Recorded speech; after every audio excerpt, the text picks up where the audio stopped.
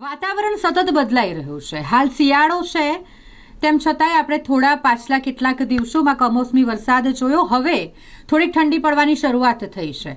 હવે જાણે ખરેખર શિયાળો શરૂ થયો હોય તેવો માહોલ સર્જાયો છે અને જે રીતે વરસાદ લાંબો ચાલ્યો, ગરમી પણ લાંબો સમય ચાલી, તે જ રીતે ઠંડી પણ ખૂબ જ વધુ પ્રમાણમાં પડશે તેવી હવામાન વિભાગ દ્વારા આગાહી કરવામાં આવી રહી છે. અલગ અલગ આગાહી હવામાન વિભાગની સામે આવી રહી છે. ફરી એક વખત કમોસમી વરસાદ આવે, માવઠું આવે તેવી પણ શક્યતા સેવવામાં આવી છે. તેની વચ્ચે ખગોળશાસ્ત્રી દિવ્યદર્શન પુરોહિત દ્વારા પણ આ મામલે માહિતી આપતા જણાવવામાં આવ્યું છે કે નવેમ્બર મહિનાના એન્ડમાં અને ડિસેમ્બરના સ્ટાર્ટિંગના દિવસોમાં તાપમાન વધારે નીચું જાય, એટલે કે ઠંડી વધુ પડશે વડોદરા શહેરમાં. એ સિવાય આસપાસના જે પ્રદેશ છે ત્યાં પણ ઠંડીનું પ્રમાણ હવે જઈને વધવાનું છે તેવું તેમના દ્વારા જણાવાયું છે. નમસ્કાર મિત્રો, દિવ્યદર્શન પુરોહિત ગુરુદેવ શાળાથી બોલું છું. આપણે ચોમાસું ભયંકર ગયું, ગરમી પણ બહુ ભયંકર ગઈ. ચોમાસું છે કે હમણાં સુધી આપણો પીછો જે છોડતું નથી અને હવે ઠંડીના દસ્તક બારણે વાગી રહ્યા છે. પણ એમાં બે ત્રણ કારણ જણાવવા માંગીશ. એક તો અધિક માસ આવી રહ્યો છે, જેઠ અધિક મહિનો.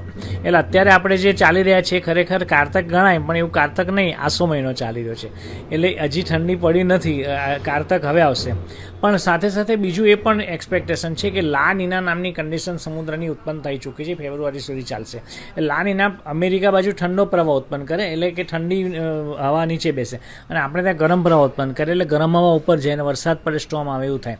એટલે આપણે ત્યાં કદાચ ઠંડીનું પ્રમાણ ઓછું રહી શકે એવું લા નીના જો ચાલ્યું તો, અને ન ચાલે તો અત્યારની વાત કરીએ તો હાલની તો 18થી લઈ અને 32, 30, 31 ડિગ્રી સુધી તાપમાન રહે છે. આટલો ગાળો તફાવત છે. ઇવન નેક્સ્ટ વીકમાં મધ્યપ્રદેશમાં કોલ્ડ વેવની આગાહી પણ મેટ્રોલોજીકલ ડિપાર્ટમેન્ટે કરી છે. એટલે આપણે ત્યાં મારું એવું માનવું છે કે આ કારતક મહિનાના એન્ડમાં, એટલે કે આ નવેમ્બર મહિનાના એન્ડની વાત કરીએ, નવેમ્બર અને ડિસેમ્બરની શરૂઆતમાં લગભગ 12મી 14મી ડિસેમ્બરની આસપાસ કોલ્ડ વેવ શરૂ થઈ જશે. એટલે ઠંડી 12 થી 14 ડિગ્રી અને ઓછામાં ઓછી 9 ડિગ્રી સુધી જવાની પણ વડોદરા શહેરની વાત કરીએ તો સંભાવના રહેલી છે. એટલે આવનારા સમયમાં કોલ્ડ વેવથી આપણે તૈયાર રહેવાનું રહેશે.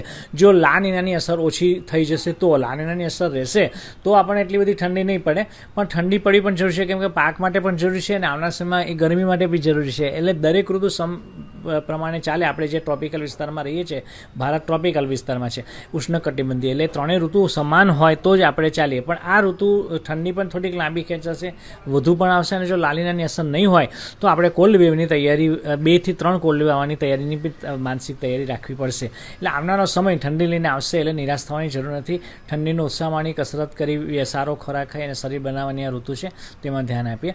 બધાના મંગલની કામના સાથે દિવ્યદર્શન પુરોહિત ગુરુદેવ વેધશાળાથી નમસ્કાર મિત્રો.